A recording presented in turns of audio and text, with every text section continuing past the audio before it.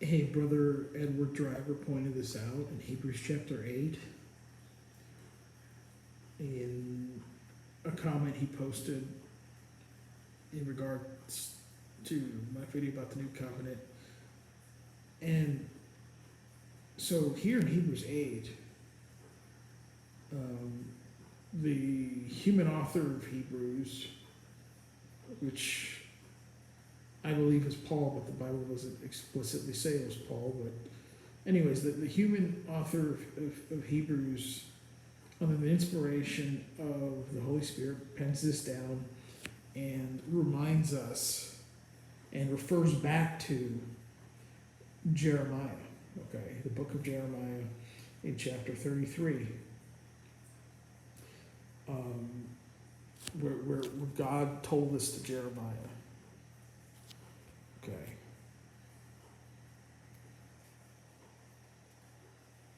But let me back up to verse 7. It says, "For if that first covenant had been faultless, then should no place have been sought for the second. For say, for finding fault with them, he saith, Behold, the days come, saith the Lord, when I will make a new covenant with the house of Israel and with the house of Judah, not according to the covenant that I made with their fathers in that day when I took them by the hand to lead them out of the land of Egypt, because they continued not in my covenant, and I regarded them not, saith the Lord. For this is the covenant that I will make with the house of Israel after those days, saith the Lord. I will put my laws into their mind and write them in their hearts, and I will be to them a God, and they shall be to me a people. They shall not teach every man his neighbor and every man his brother, saying, Know the Lord, for all shall know me, from the least to the greatest, for I will be merciful to their unrighteousness and their sins and their iniquities will I remember no more. And in that he saith, a new covenant he hath made, the first old, now which is decayeth and waxeth old and ready to perish. Okay, and look at the book of Hebrews. We can learn from a lot of stuff from the book of Hebrews, but the book of Hebrews was originally addressed to saved Jewish believers who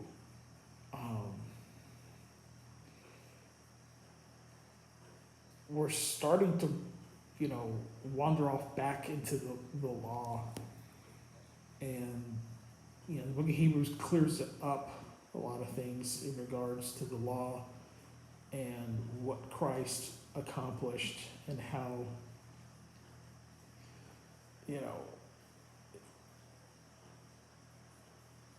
how for the Jews, the old covenant was done away with, and they're going to have this new covenant.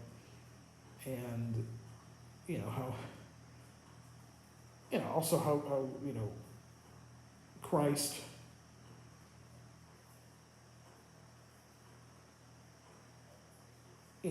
saves to the uttermost, and he's the Redeemer, and how he did one sacrifice for all, okay?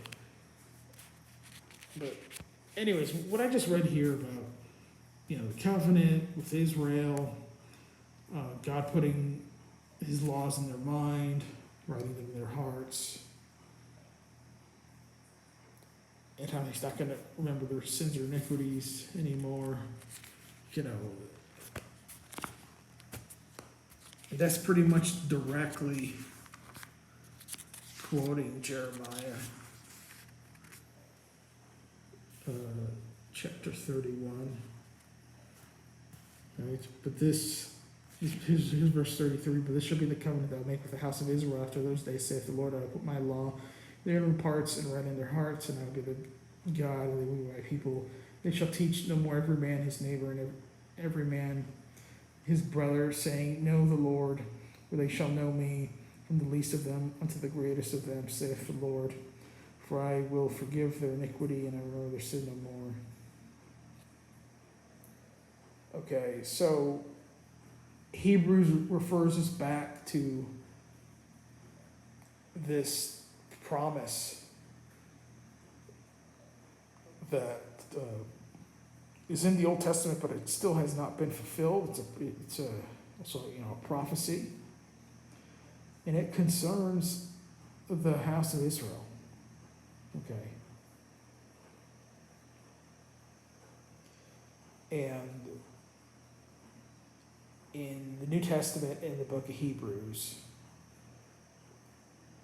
God uses a human author to remind